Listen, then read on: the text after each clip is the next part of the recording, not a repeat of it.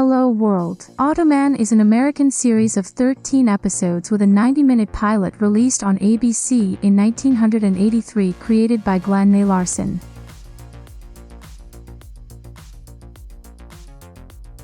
Walter Nebuchar, played by Desi Arnaz Jr., is a computer scientist with the Los Angeles Police Department. He is shy and introverted, and he is bored at work. He is persecuted by his boss, who thinks that computers are useless. It is to escape his depressing daily life that he creates software until the day he manages to invent Automan, a hologram with an AI that can materialize. He who dreamed of going to in the field. This is a good opportunity to help his colleagues in their investigations thanks to his invention Automan, played by Chuck Wagner. So he is a very confident artificial intelligence. He materializes under the name automan, pretending to be an FBI agent, but he can only be on duty at night. He consumes too much electricity during the day, and with human activities he cannot appear. He has with him his cursor, a smart chip that allows him to materialize anything from the car to the helicopter, a weapon, and even a mattress, which is handy for investigations. And he can also connect to all the computers in the world to retrieve information or bypass security systems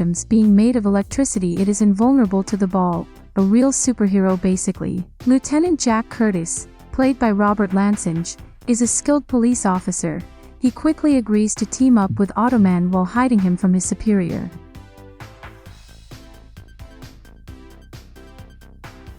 Glenn A. Larson created the series following the success of the movie Tron, but we had to come up with good ideas to reduce the special effects done by computer. So Charles L. Barbie and John Dykstra came up with the idea of using reflective tape designed by 3M, which is pretty much the same as bicycle reflectors, to make the lighting effects of Automan and his accessories, a technique that had already been used for several years previously for Superman's Kryptonian costumes. With that and a lot of light, then there was a bit of calibration to do so that the whole thing was perfect.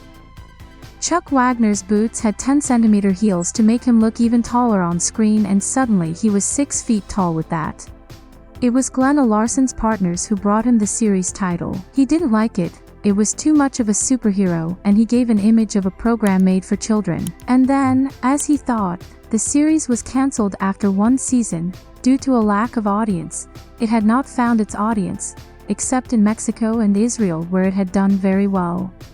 Automan was placed in a difficult time slot, the Monday one at 8 p.m., where it had to compete with the popular series Scarecrow and Mrs. King of 1983 and Bloopers and Practical Joke, a blooper-like TV show about movie sets. And the series was cancelled in its 12th episode, with only one episode left to air. So the series is inspired by Tron. When you take a closer look, it's the opposite concept that it proposes in Tron. It's the hero who teleports into the virtual world, whereas here, it's the virtual hero who materializes in the real world, as well as everything he needs, such as vehicles and weapons. But he also has powers. Like a superhero, he can control all the computers as he pleases. Automan's car is a Lamborghini Countach capable of making 90-degree turns like Streethock's motorcycle, and he also made a futuristic motorcycle appear. His helicopter was a beautiful 206 Jet Rangers, and the autoplane was just a small model. The cursor appears in the credits among the main roles, and it would beep and whistle, but Walter understood what he was saying, like with R2-D2 and Luke Skywalker in the Star Wars movies. The company Red Giant, which makes special effects software for filmmakers, released a short film in 2017 that parodies the series with actor David Hewlett in the role of Automan, here called Hologram. Director Aaron Rabinowitz wrote to Chuck Wagner to explain how important this show was to him.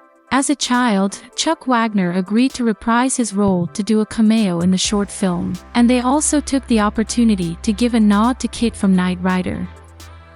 The series was the most expensive TV soap opera of its time, with episodes exceeding $1 million in budget, which did not help to keep it on the screen. Captain Boyd has systematically flayed Walter's last name throughout the series.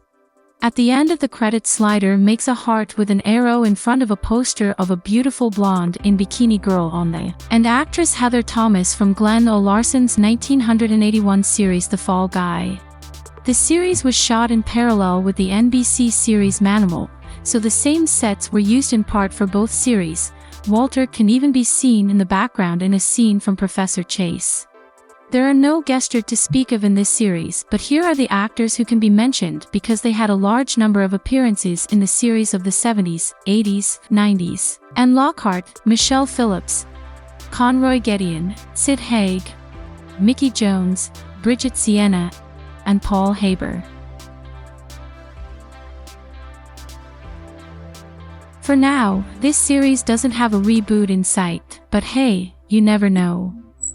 There is a comic book released in BIP, a children's TV magazine in England. There is a video game released by Bug Bites Software available on the Commodore 64 computer in 1985, and it looks like a platformer of the time. There's no cartoon either. You can find an image that makes you think of it, but it's just an artist who drew it. He wondered what the anime could have looked like if it had existed. For the toys we have the classic toy cars and the figurine. There is also the electrical circuit and a costume with its mask and accessories like binoculars and plastic Swiss Army knives and its lunchbox and all the classic posters, t-shirt, mug. There are still some things for a series that didn't last long. Stu Phillips did the credits. He also did the music for The Fall Guy and Knight Rider among others, and Morton Steven. Peter T. Myers did the rest of the soundtrack. It was never released on CD.